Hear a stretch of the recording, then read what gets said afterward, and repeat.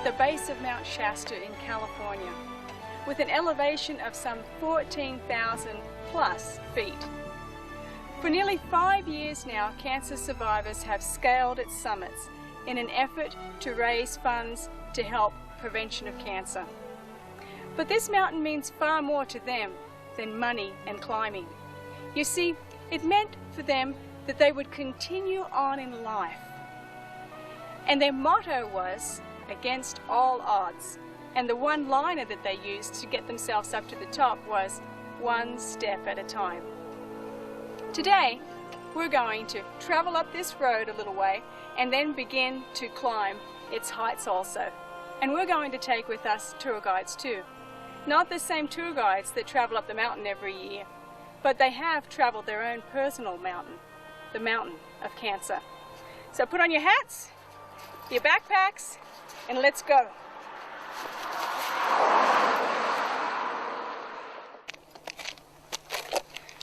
When producer Ken Curtis came to me and asked if I'd like to be involved in a series of cancer stories, I was thrilled. But I have to tell you, I did have a hesitation. I thought to myself, where are we going to find people that have suffered cancer and want to talk about it? So I thought, well, I'll run a small ad in the local newspaper. So I went in and asked if they'd do a feature article for me. Well, kindly they consented. But it was a very small article placed in the back pages of the lifestyle section. That article ran for 1 day, and my phone ran for 10.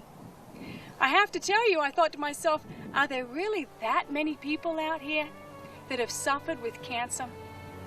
My answer was simple. Yes, there is.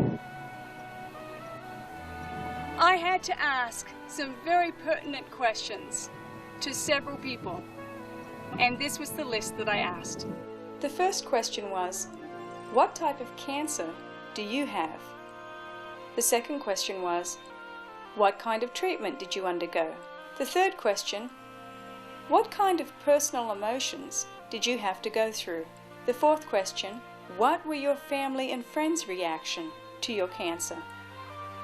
The fifth question, do you have any helpful hints? The sixth question, how has it changed your life? And the last one, number 7, what would you say to someone who had just been diagnosed with cancer?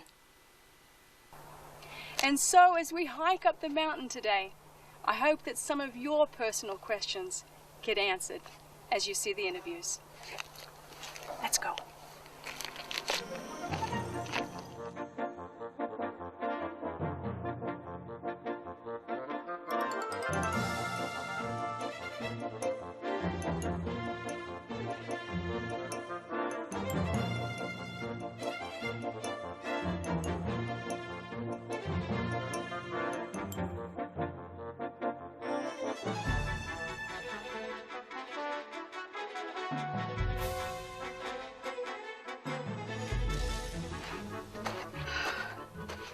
Well, one thing I'm learning on this climb is it looks a lot easier than it actually is.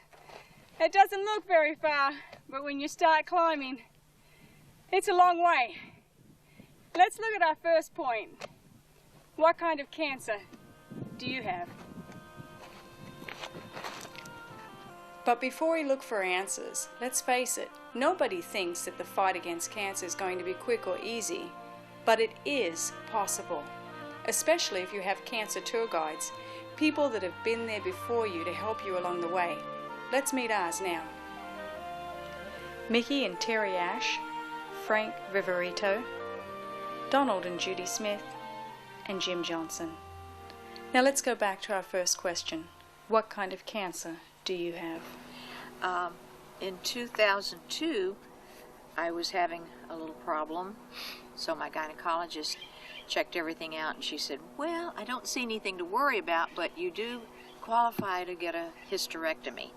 And I said, good, because I don't want to go through this bleeding anymore. So we did that, and she came out from surgery and told my husband, oh, everything looks good, there's nothing to worry about. It went very, very well. 2 days later, she heard from the pathologist that my uterine was full of cancer. had they known ahead of time, she would have checked lymph nodes. So that meant I had to heal 2 months, and then I had to go through another surgery so they could do lymphdectomies. And after that, I started going through my radiation treatments. But so it was kind of a long, drawn-out affair in the beginning. So how old were you at this point? 6 years ago, I would have been 63. Okay, so 63. No idea that you have cancer I'm very of any healthy. kind? No idea. No symptoms to do with cancer, no. Well, except a little bit of bleeding, which did happen. And nobody thought that's what it was, though. So you didn't suspect anything at all? No, didn't suspect And the it at surgeon that did the first surgery didn't catch on either. She thought everything was great. And until actually, a pathology report came back. yeah, and actually the second surgery was very similar. I was fortunate enough to be sent to UC Davis, and the head of the gynecology department was the one who did my surgery for the lymph nodes. And just by looking, you know, they don't know till they do send things to the pathologist, but he came out after the surgery and told Terry, "Oh, everything looks wonderful," said I'm sure it's not going to have spread to her lymph nodes.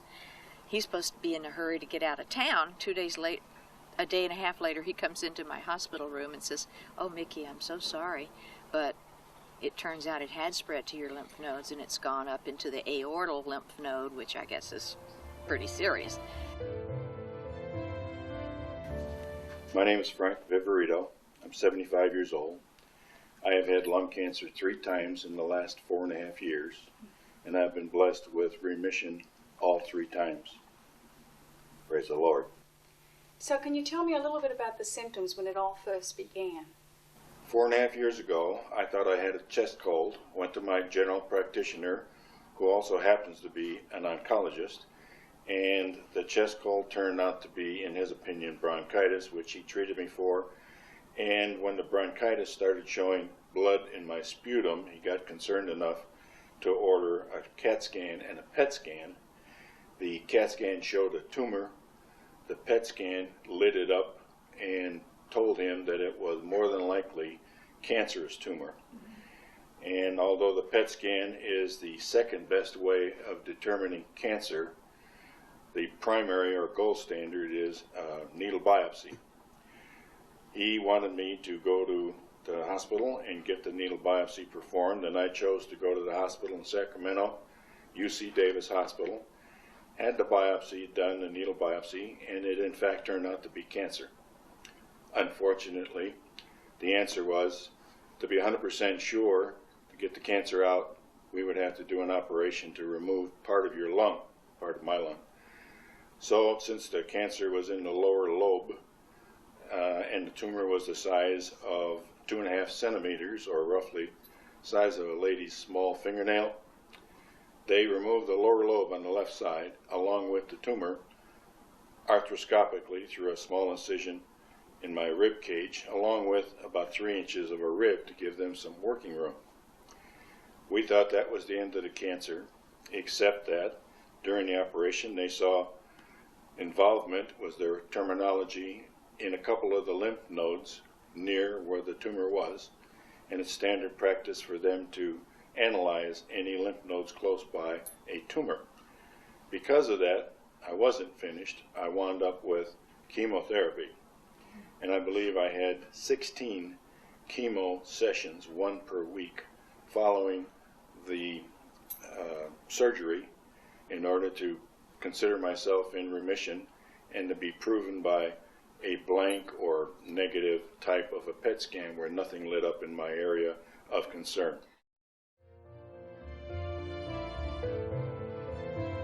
And so she's right there, so she rushed me over to the hospital.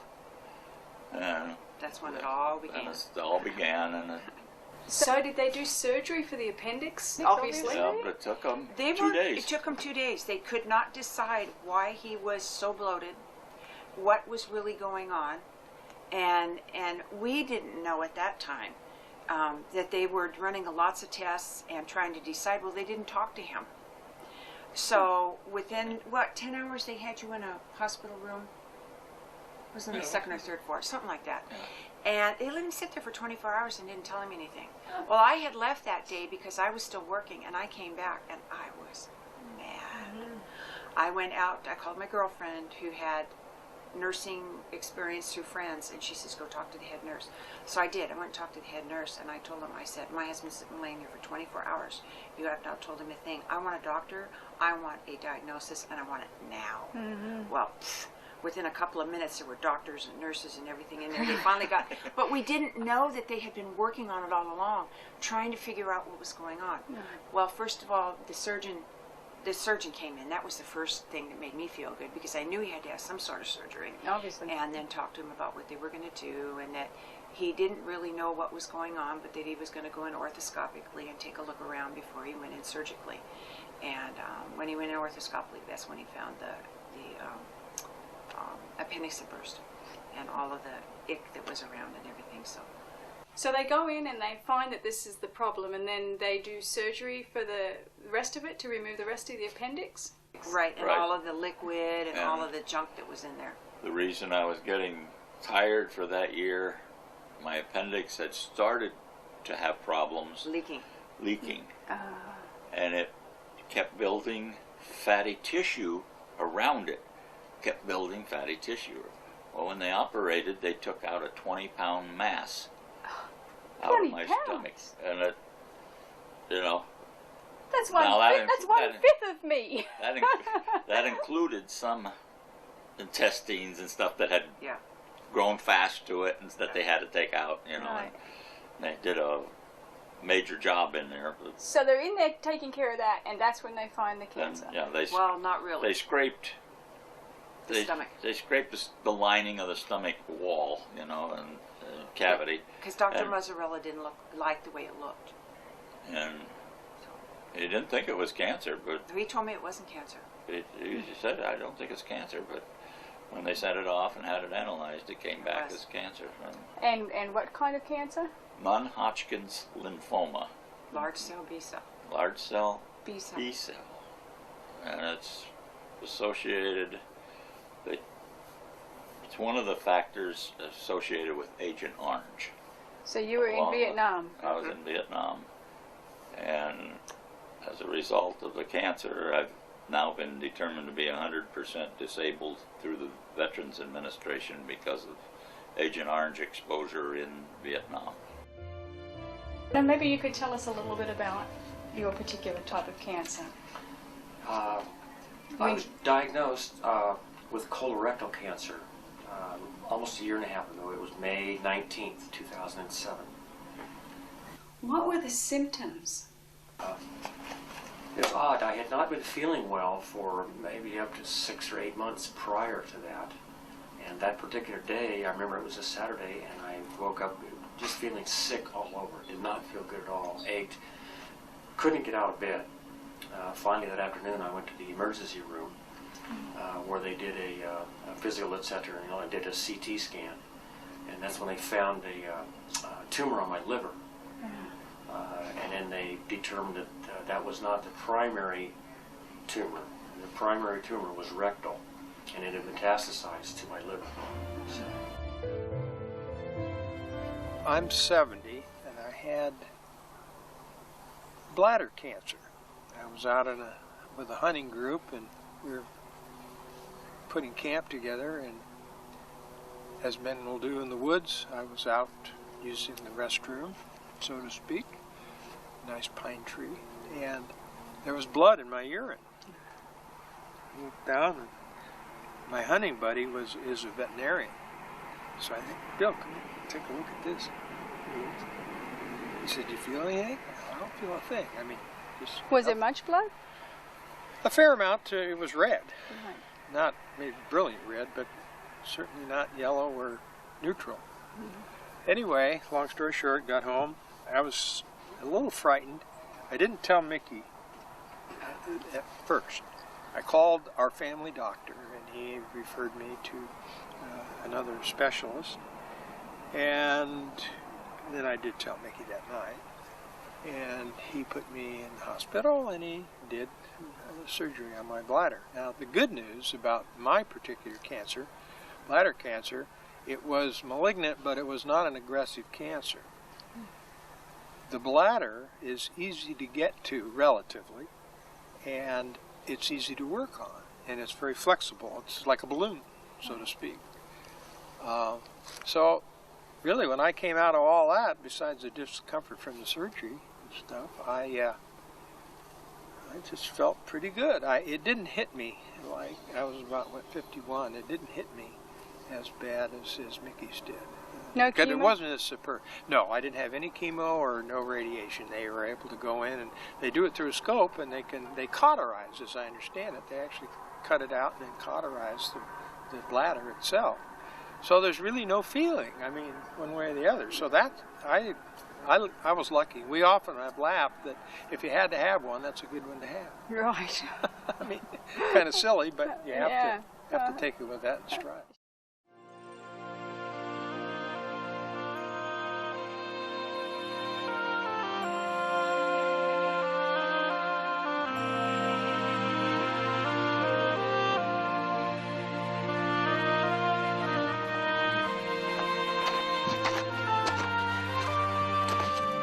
Well, I don't think that anybody would say that it was easy, but it does have a certain sense of adventure to it and accomplishment. Let's ask our tour guides the second question now. What kind of treatment did you receive?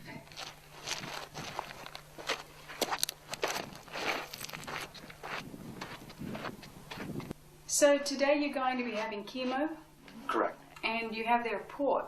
How does that work for you?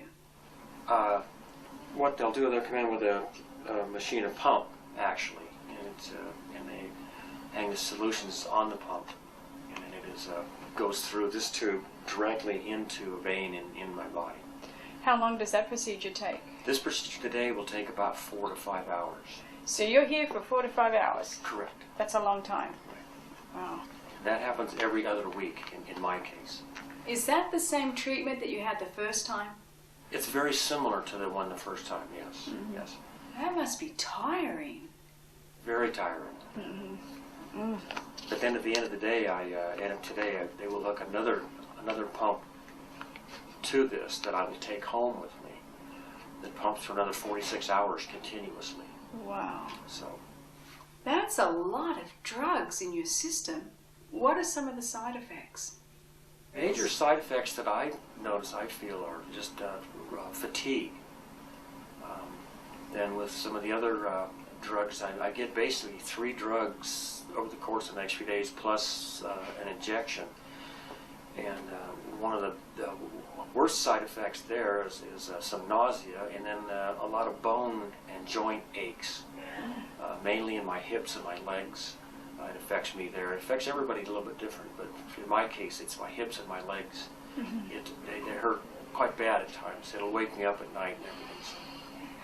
While Jim continues to undergo a fairly standard form of chemotherapy treatment, Frank just finished his series of treatments with the new cancer breakthrough, the cyberknife. Yes, I had a new tumor in the left side lower portion of my lung, and that really surprised me because I thought with the amount of radiation that was there and cutting and all that good stuff that they did to get rid of that cancerous area, I'd never have problems there again, maybe somewhere else, but not there. But I was wrong. There was a new tumor there. And to make this story a little shorter, they decided that after a PET scan and a needle biopsy that it in fact was cancerous. And this one was tucked right behind one of my ribs, so it presented quite a challenge. The doctors in Santa Barbara, where I was discovered to have this cancer again, sent me to see the surgeon, thoracic surgeon, and he looked at the situation and he said, technically we could operate and get that out of there, but it would be risky and difficult because you've already had radiation and you've had lesions in that area and scar tissue, and because of those factors it would be technically capable of being performed, but it would be a very difficult, risky situation, which we really would rather not do. The better way would be to take out that lung in its entirety. And that might have sounded better to him, but it didn't sound better to me. So I said I had to think about it. But if that was the only way, I was going to have it done. We came home, thought about it a couple days, and one of Nancy's friends that walks the dog past here had a sister in San Diego with cancer. My wife and this lady were speaking one day out there and visiting, and the lady said, "How's your husband doing?"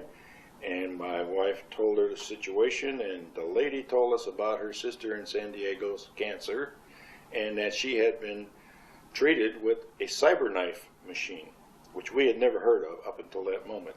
Our doctors in Santa Barbara hadn't said anything about it, neither had the one here in Oroville. So we inquired. It's a radiation technique that is targeted super accurate. It is targeted so accurately it only covers the target zone, the tumor itself, and only overlaps it a half of a millimeter on any side at any one time.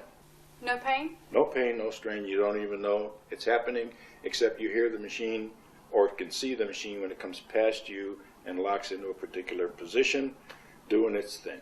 Mm-hmm. So that was 3 months ago. What's happening now? Last week, I went to Santa Barbara for a PET scan and CAT scan to determine if the machine had done its job and put that cancer, number 3, into remission. And I'm very happy to tell you that it did put it into remission. The CAT scan showed no cancer anywhere, and I had a full body scan from my toes to the top of my scalp, PET and CAT and barium cocktail, which took care of all your gastrointestinal tract and showed no cancer whatsoever. Praise the Lord. Wow.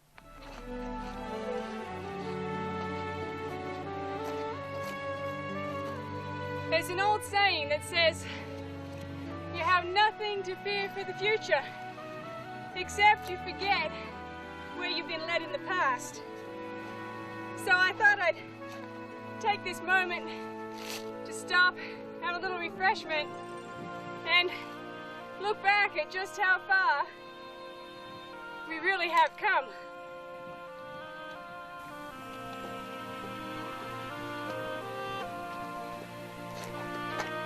That brings us to question number 3. What kind of personal emotions have you had to go through on your climb with cancer? It's not like I could have done anything to prevent it.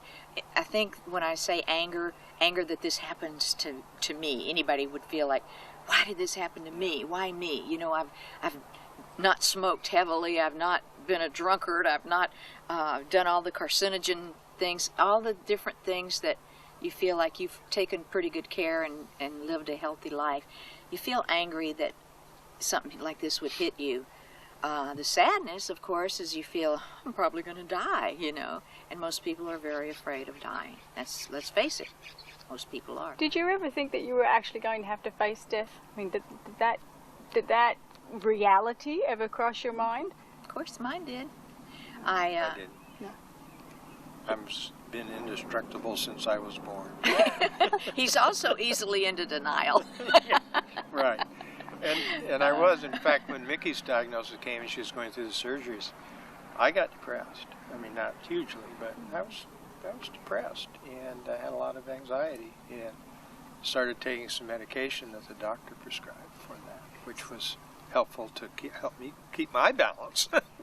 So obviously, if you're getting depressed, while you don't think that you would die, you are facing the thoughts that perhaps your wife is going to. That's correct. My partner. Right. So you're indestructible as long as nothing touches your wife. In a sense, that's well put. We had just found out, Judy had just found out. I knew the night before and I didn't call her until she came in the next morning, and then we had just found out, she had just found out that I had cancer. We're sitting on the bed sobbing, you know, going through the emotional stuff. And this little girl came in and said, oh, what's wrong? And we're telling her what's going on. And said, oh, I'm sorry, you know. And then she went about cleaning the room. She went away, and about 5 minutes later, she came skipping into the room and says, oh, I brought you a present. It was a roll of toilet paper. But, you know, that was He was so exactly what we both needed at that moment in time. So I bet that made you burst out laughing, did it? Yeah. And, I mean, that's what we needed. It just helped get through that period of time. I didn't get angry. I just, it was kind of the, you know, of course, the why me situation. And then after that, I pretty much kind of just settled down and as I said, fortunately, I have a lot of good people around me that helped me out a lot. I still get, emotionally, I have a lot of down days that you just, you don't want to get out of bed, you don't want to do anything, and you know, emotionally. How do you kick yourself in? I don't. My wife usually calls me or gets me going. She kicks me and gets me going. Yeah. Wives are good at that even when you're not sick. Right. And, but it's difficult, and that'll happen a few days at a time, and then I'll be fine for a few days. And it's just it's a tremendous roller coaster ride for me. How did you feel about this? What were your reactions? Well, when I first heard that I had lung cancer, I couldn't believe it because I'm a non-smoker. I've never smoked. And when I expressed that to my doctor, he said, well, unfortunately, Frank, 80% of the people that get lung cancer are smokers and 20% are not smokers, and you happen to fall into the 20% bracket. But there had been cancer in my family. My mother and my sister both died of pancreatic cancer. And if that doctor would have told me I had pancreatic cancer, it wouldn't have surprised me as much as lung cancer. Being a non-smoker, I thought I would never have lung cancer. But secondhand smoke can give you cancer also, and I've worked around many people that were smokers. And my father was a smoker. So I'm going to assume, since we can't prove it, that it was secondhand smoke that did it. However, there is cancer in my family, and maybe my genes had that propensity. Doctor told me once, we all have cancer sooner or later in our bodies, and usually if our immune systems are working properly, the immune system will quell the cancer's advantage, and you will be cancer symptom free. But since we all seem to have these cells at times, it's important to keep your immune system up. How did I feel? I'll tell you how I felt. I felt I was lucky to be the one that had the cancer and not one of my loved ones. I would not wish it on any of my loved ones, and I'm strong enough to feel that whatever comes my way, I'll handle it. And I get great relief from reading James 1:12. James 1:12 tells you the person that perseveres will get God's attention, and you'll wind up with the crown of life. And I have persevered, and I feel I've wound up with the crown of life. That's my general philosophy on a lot of things that are stressful. I'm not a giver-upper. When they come to bury me, they better bring a lot of people, because I'm going to be throwing the dirt right back in their faces. Question number 4 along the way. What were the reaction of family and friends when they found out that you had cancer?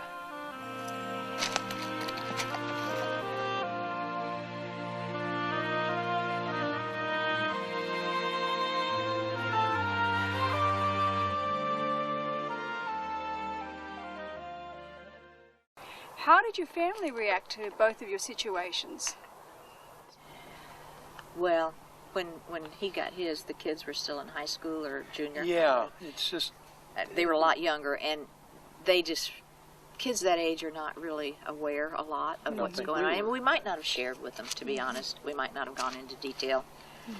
But afterwards, or mine, my daughter, it hit her pretty hard. She's 42 now. So 6 years ago, she was 36, and she had 2 little girls, and we've always been very, very close. And I know she had several times when she broke down. How'd that affect you? That affects me. So I think I worried more about how it affected everybody else than how it affected me. I worried for them, because wanted to be there for them, you know, and I didn't want them to feel bad or think they were going to lose me or be missing me so bad.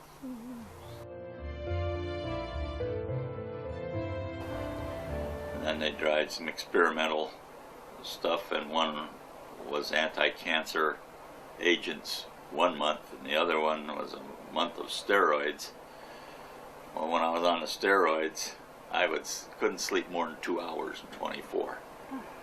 When I was on the anti-cancer agents, I couldn't stay awake, except maybe 2 hours a day. I slept most of the time. I'd go to work and sleep. Where were you working? I worked at the state printing plant in Sacramento at that time. We lived in Auburn at that time. How did you live with this situation, with him sleeping and not sleeping? I ignored it. You ignored it? No, I did. At that point in my life, I was so busy working 2 jobs and I had a son at home that I pretty much ignored it. Right. And he wasn't upfront with me about it either. So you really didn't know how serious things were? Why weren't you up front with your wife? I don't know. Because that was his culture. Back in northeastern Pennsylvania, you just don't talk. You know, you just don't talk about things. So you just kind of grit it out? Yeah. Yeah. Now you were saying that's changed a little bit since then. Oh, that has changed significantly. I mean, my emotions flow forth in tears and happiness, and I talk a little bit more to her. A lot. Can't get me to shut up sometimes. It's really great because we have everything talked out. You know, I mean, everything's set for when he dies, or if I die first. I could virtually die first. But I just had a girlfriend who lost a dear friend, and he would not talk to his wife. She has no clue what to do. And that's, to me, that's really sad. Now, how were you dealing with this emotionally? Did you think that maybe he was going to die? I really wasn't sure at the time. All I knew is that he was going down, he wasn't eating. He's getting skinnier as we go. We had to tie him in bed because he was violent. He's getting all this damned hospital, you know, and on and on and on. And finally, this Sunday night, Dr. Mosh came in and said, we either had to start chemo or he would die. So we started it. And then he said, but if we started, it may kill him. Yeah. Oh, You know. boy. What about your wife? What was her reaction when you first found out, and your other family and friends, when they first found out that you had cancer? My wife was extremely upset. She did not take the news very well at all. And it's been almost a year and a half, and she still has, from time to time, has problems dealing with it. My family, I know, was very shocked also. There again, I'd been such a healthy person, and not a health nut, but I always tried to take care of myself somewhat and be very active, and I was very physically active before this. But yeah, it was very difficult for my sisters, my brother, and I think my younger brother, for some reason, took it really hard, and so did my mother. I don't know why.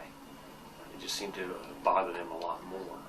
Were they worried about you? I mean, did they think that this might be the end? Oh yes, at first, because I was what they call stage 3 when I was diagnosed. How many stages are there? There's only 4 stages.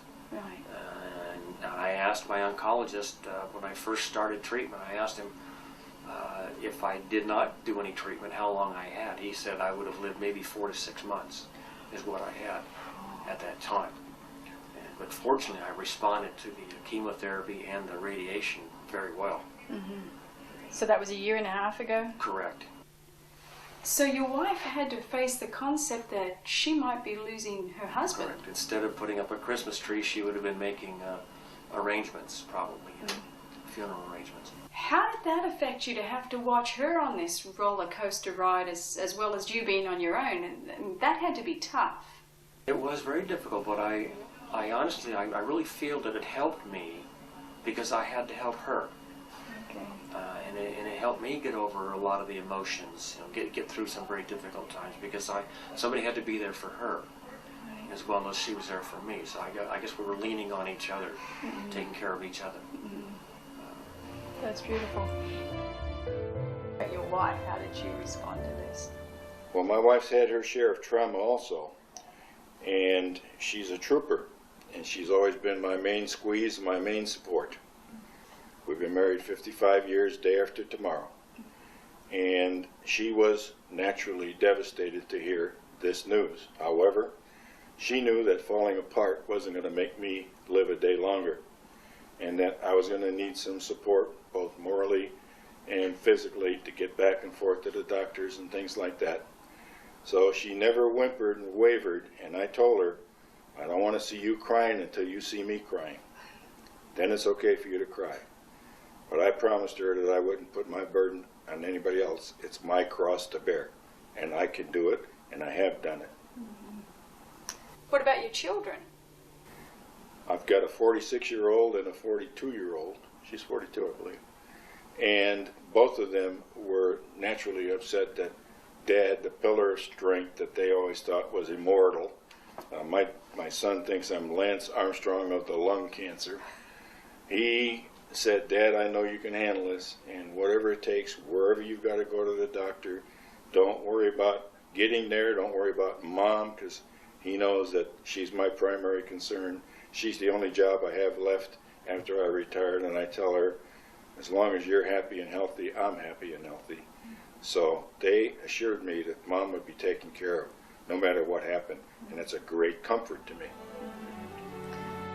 Well, as you'd expect, the climb gets a little tougher as we near the top.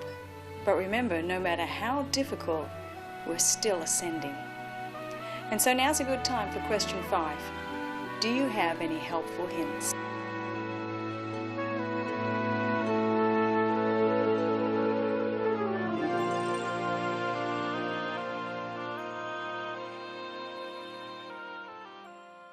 Right. I feel like it's smart to learn all you can about your cancer, whatever it might be.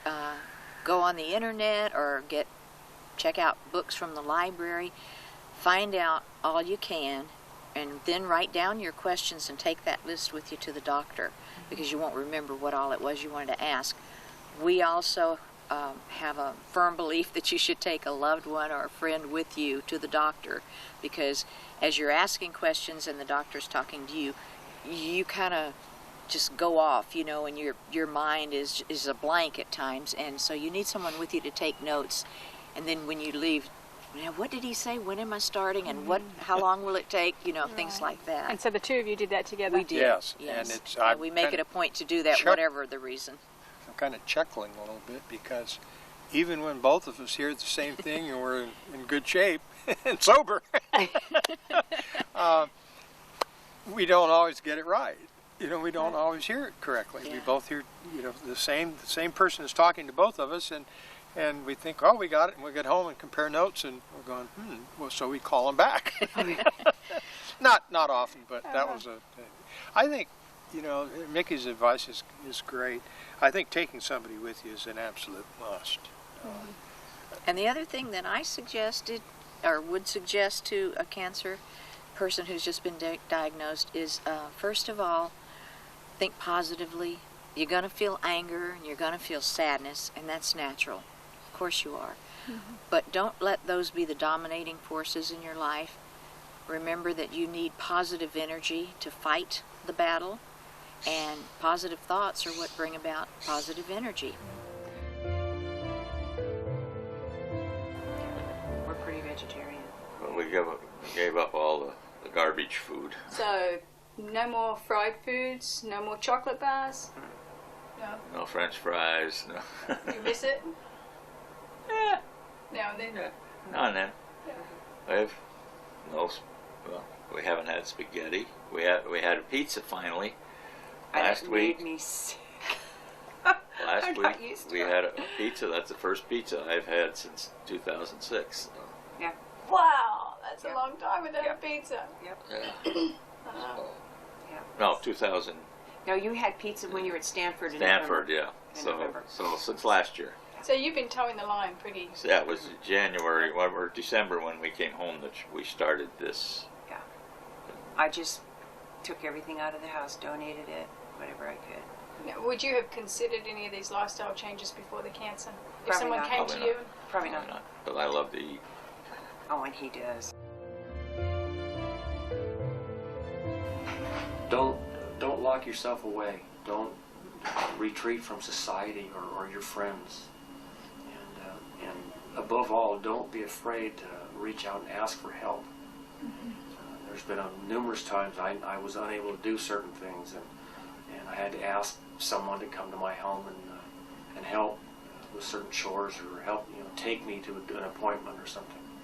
And that's extremely important. If you don't end up locking yourself away and become a hermit, wherever, in your own home or wherever you live, and it's not good. Your mind does strange things then, and you think bad thoughts. And you need to be very positive in order to beat this disease. And I plan on beating it. Good. If the doctor said to me, Frank, we're going to have to take one of your fingers off, I'd say, which hand? I'm here to be cured, or at least put into remission. They have a tendency to not use the word cured with cancer when they're treating you.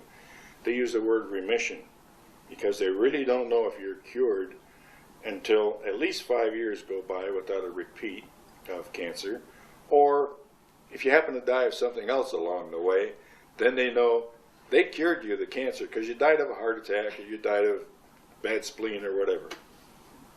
So you never really know if you're cured for quite some time. That specter or ghost is always behind that closet door. So you try to live your life as much as you can to the fullest and not worry about it, because the Bible says you do not live a day longer by worrying. And I believe it. I try not to worry. I try not to make my family worry by keeping my spirits high and being busy. So even though you're retired, you keep busy? I'm busier now than I was when I was working. I don't know how I found time to work. And my honey-do list never shrinks.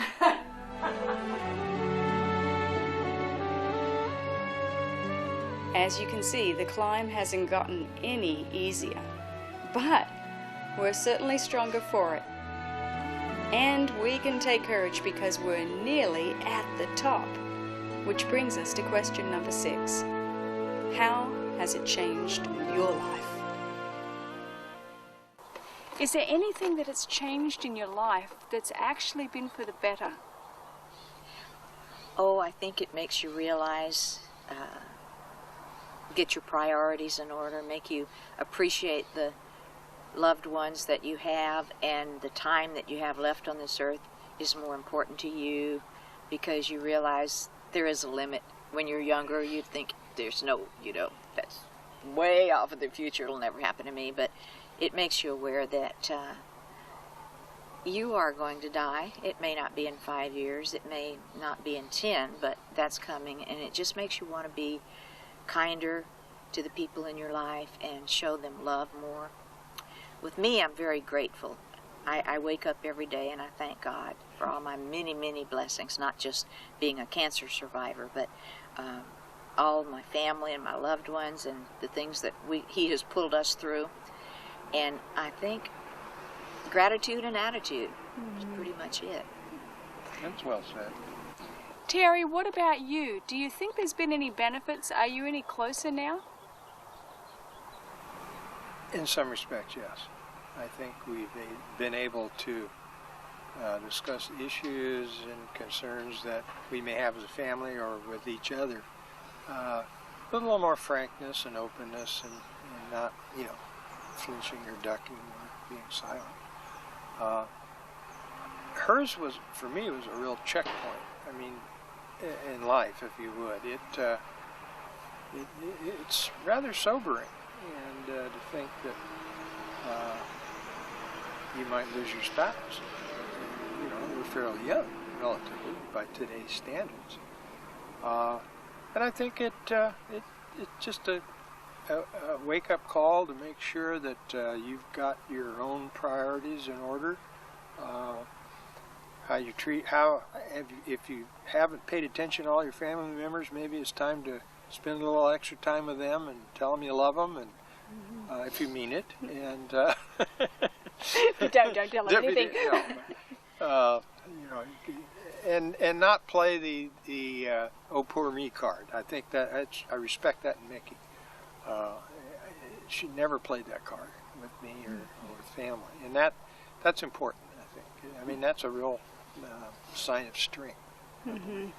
So I think it's just a checkpoint in life to you kind of test yourself and test your feelings and test your thinking and look at the other person and say, hey, I love you, babe.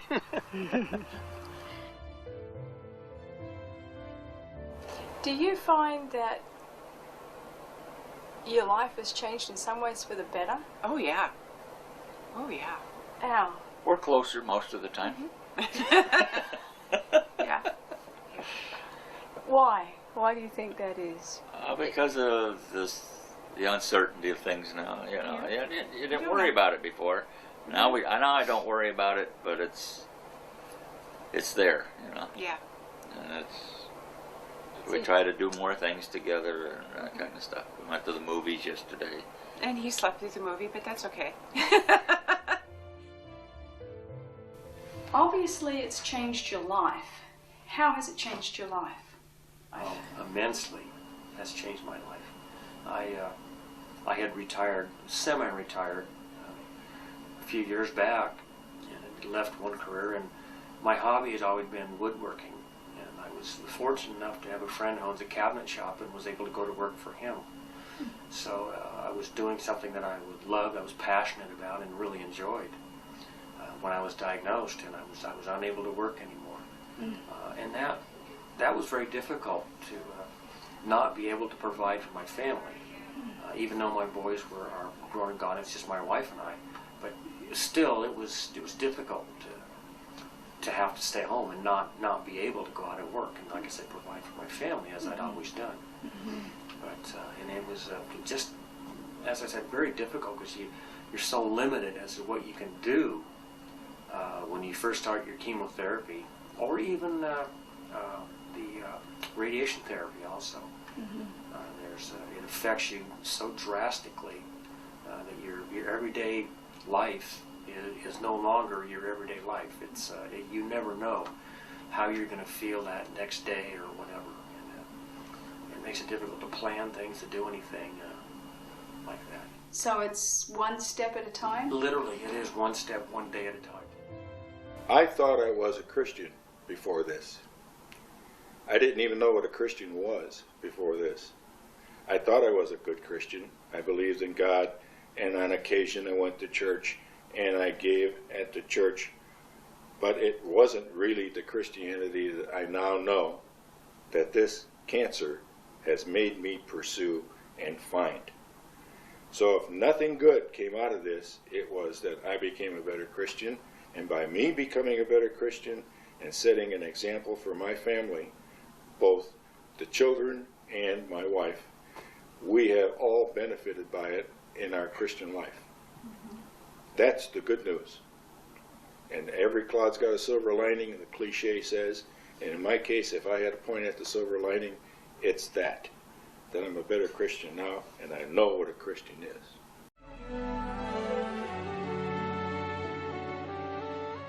Well, I did make it to the top. I left my cameraman behind to get the shots. And unfortunately, by the time I got to the very top, they couldn't see me. There were a lot of lessons in that. And in fact, as I got near the top, it was volcanic rock. And there was only one way I could climb, and that was on my knees. And I guess there are a lot of lessons in that, too. In closing, let's finish with number 7. Let's ask our tour guides what they would say to someone who had just been diagnosed with cancer. You have to start affirming and saying to yourself, I know I can beat this. I believe I can. I know I can. I believe it, and I will. And let a lot of humor into your life. That's another thing that the more you can laugh, the more you're going to increase that positive energy. And share it. Share it with people. I believe that sharing your diagnosis and your prognosis and your treatment details are important. It takes a burden off you. Your friends want to help, so they want to know. How many times have you heard about people who, oh, they've got cancer, What kind? I don't know. And you worry and you worry and you care about your friends. So anyway, your friends want to help. So I would suggest telling them all the details and then asking them to pray for you and bring a casserole now and then. Did you get lots of free meals? I'll second that. We did. We belong to a church in Cohasset where we live, and we have a group of women, primarily, of course, that every time someone who's a member of our church is ill or kind of down and out, they bring meals. They take turns, and then they'll bring a huge meal like every other day. And just friends do that for each other, you know, and it's a wonderful thing. Keep a positive attitude. I mean, I think that's what got me through it was, well, I can't do much about it, so let's enjoy it, you know. And what there is to enjoy, you know. I just had a good time. I teased the nurses. I got out and I walked in the hospital when I could, you know. Couldn't do much of that. I mean, but initially, but as I got stronger and stronger, I'd get out and I'd walk and I'd walk, you know. Well, you're in for the second round of chemo. I had to go into the hospital each time to get it. And I'd get out and I'd walk 7 miles while I was in there for 3 days, you know, in the hospital, just around and around and around on the floor. Wow, they could have charged you road tax. Yeah, they could have. Yep. And what would you tell spouses that are having to care for people with cancer? That Western medicine isn't always the answer, that you need to do research on the internet. You got to keep the person strong. They don't do that in the hospitals. You know, they didn't manage his diabetes like they should have, which put him even farther, you know, behind the power curve. You've got to stay alkaline. If you don't stay alkaline, you're going to die. I mean, anybody will. If you have an acidic body, something's going to happen. Because we all have cancer cells in us. It's if they develop or not. Of course, he had a lot of help with Agent Orange, but I think now that we've got him alkaline and eating decently, he has a chance. You know, it may come back, it may not. Nobody knows. You know, but you just gotta hang in there. I don't think that all the people that prayed for me, I think that it helped immensely yes. too. You know, Yes. I believe that helped a lot. Yep. God answers our prayers. Yeah.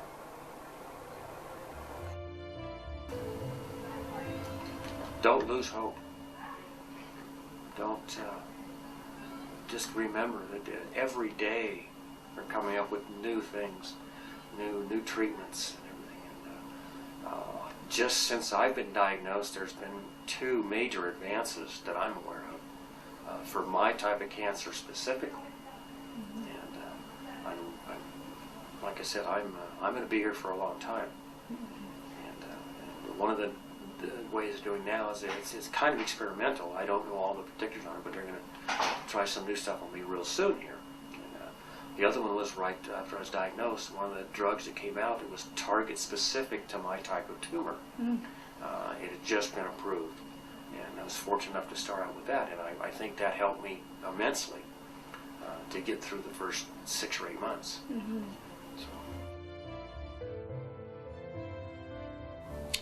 It says in the Bible that God worries about the sparrow, and certainly he'll worry more about his children. That's us. And so we shouldn't worry. God will take care of us. And I believe firmly that he is taking care of me, and he will take care of anybody with enough faith in God. And that's why James 1:12 is such a comfort to me. And when you look at James 1:12, it's only one sentence. It says it all. It says, perseverance will get God's attention during days of trial. And I don't look at it as a why me. I look at it as a challenge. God wants to know if I'm going to blame him for my problems. I'm not going to blame him. I'm going to go to him, but I'm not going to blame him. And our preacher tells us all prayers are answered. Sometimes you don't like the answer, but they're heard and they're answered. In my case, I've been thrilled with the answers because he's kept me alive and kept me going. you for joining me on our climb today up Mount Shasta. In closing, I'd like to say, remember that no matter how great the view from the top of the mountain, heaven has a better one. Until next time.